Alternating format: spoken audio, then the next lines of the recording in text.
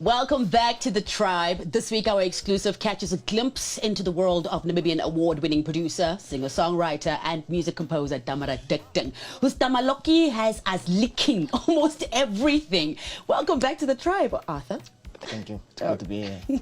Before we get into the interview, we must get one thing clear, and I think the audience will agree, okay? You are one of the most unique Namibian music spirits that's been birthed by the land of the brave. Even when we listen to your works from a Tongo family and we listen to what Damara Dikding is doing now, you can feel that element of your presence throughout. So that really shows who really was the true art when you were starting off and who's really the true art when you're doing your thing now. Or you got different views? I think I'm a team player, yeah, so I don't really want to take too much credit for it. Yeah, so, yeah. But it takes a whole team to make things work, doesn't so, it? yeah. Yeah, absolutely. Now, how long has it been since your last release, before the Maluki project? That was like probably 7 years ago. Damn. Almost eight, or probably 8. Probably 8 years ago. But artists do that. Musicians do have a very long gap. What was happening in between then and now? I think for me it was a bit a personal journey, personal things, you know. Sometimes I've realized, you know, sometimes you can also get lost in yourself.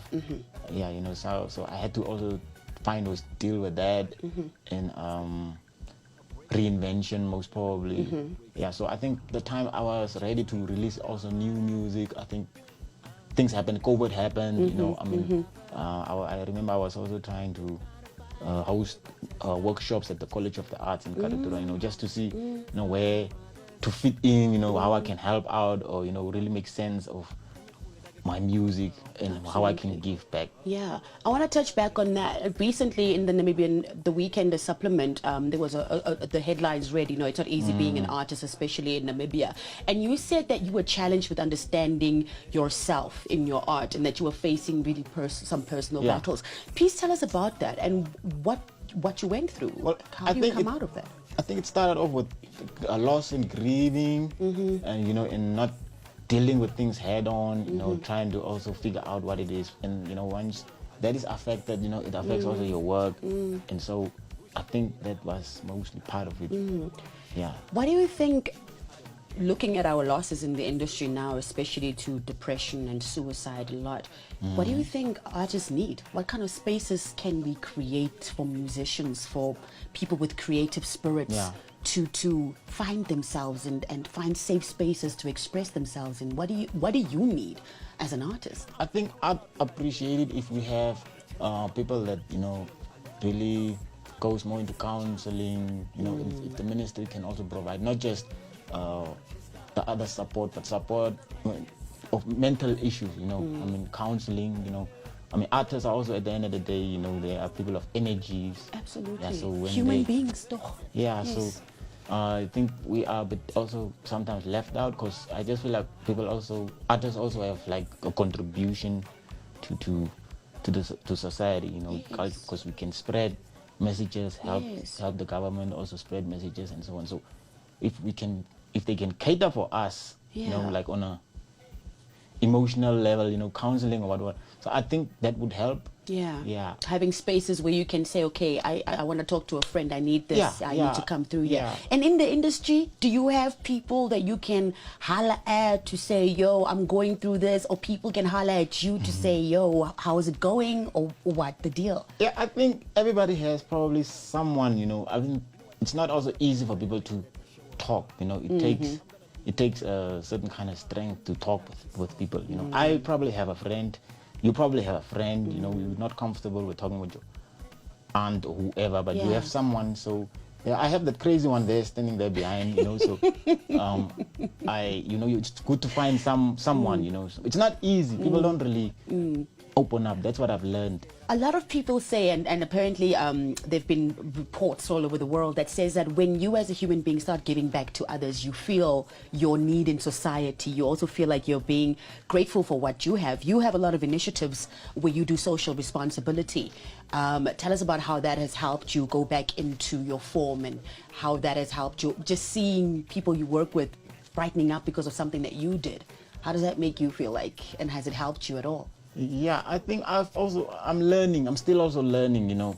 to deal with people, you know, because sometimes people are also not equipped with, like if you're going through something, people are not equipped to help you. You know, they don't know what you are going through. They might also kick you while you are down.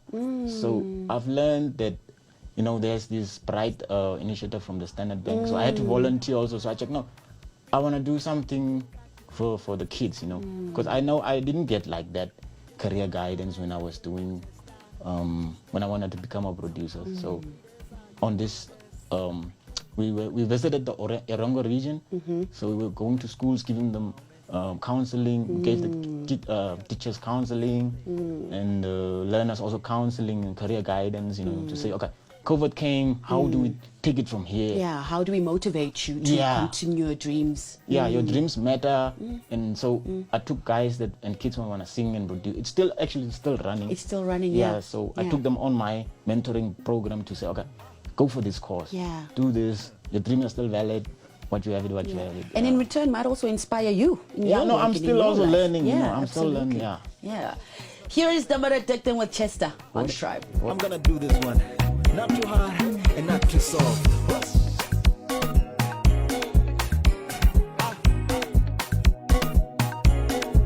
Olex, I see ya.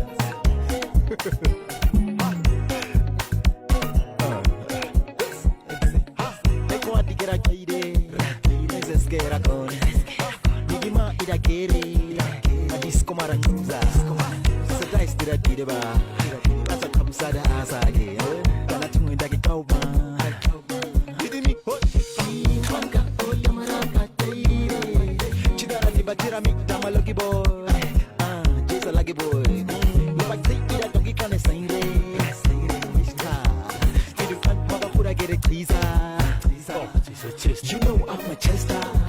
You know I look nice. Except choice. You know I'm a Chester. You know I don't dance. Except focus.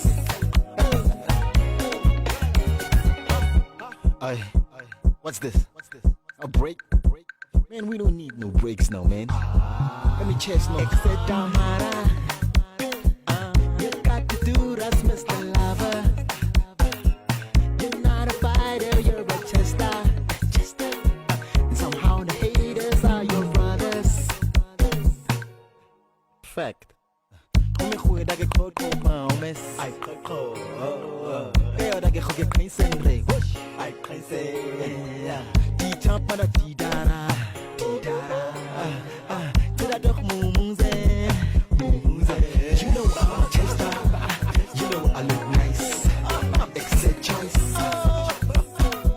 You know I'm a Chester. You know I don't dance. Except focus.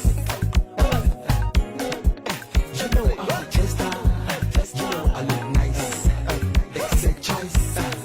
Who's your daddy now? You know I'm a Chester. You know I don't dance. Except focus. Chester. Now put your hands in the air if you feel me. Chester. Pull out that.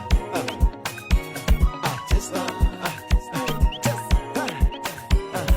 Chester. I'm too cool not to like, man.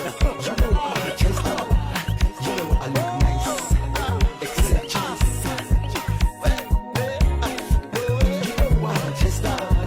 You know I don't dance. Except focus. You know I'm a Chester. You know I look nice. Except choice. You know I'm a Chester. You know I don't dance. Except focus. You know I'm a Chester. You know I look nice. Except choice.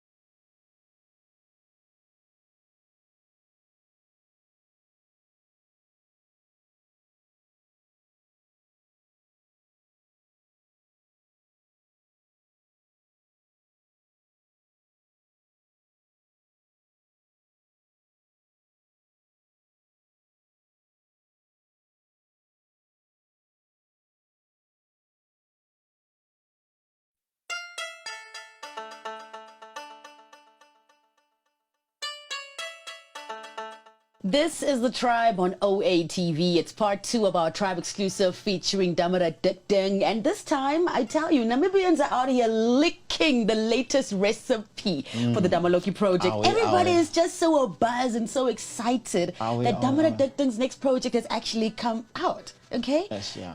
Dissect the recipe for us. You were supposed to release this pre-COVID, but then COVID hit. What changed? Like, what happened in that space when it comes to this particular project? I think it is like a chain of events. You know, one thing leads to another. You know, so I did not have control. Yeah. So I think like now that the restrictions eased up a bit. You know, I think things have been opening up. People can do business, you know. So now you feel like comfortable. Just the timing, timing. Just was okay, good. Actually, it was supposed to be done and released in December even already. So, but you know, then again, we had another variant that came along. Yeah. Does it feel to you sometimes like this project was probably not supposed to be out that time? This was the time it was supposed to come out. Yeah, because I just wanted to get it out of my hair. You know, like you know, it was just it was giving me like a headache. You know. Yeah. What's the message though that you want the world to hear in this one? You have a song particularly called Namibian. You don't find many Namibian artists releasing a song called Namibian, and we expect all things Namibian about this track. Tell us about it. I wanted to make a statement to say, you know, we have such a beautiful country. Even when I was traveling recently, you know, I was checking, we have a beautiful country, and we're always looking for acceptance, you know, when it comes to the music we do or the whatever it is that we do, and especially trying to be accepted by South Africa a lot, exactly. It seems. Yeah, so for me it was more like even just a statement. Producers are Namibian, engineers, the printing, everything is just Namibian, you know. So it's more like a statement to say let's start at home, you know. Let's start seeing ourselves before people can see us. Yeah, so that's more what the Maluki project is all about. Yeah. You had an opportunity during these 8 years to see, to hear Namibian music flourishing from the different genres that are coming out. What do you believe is one thing that the musicians are doing right, and what can we do better?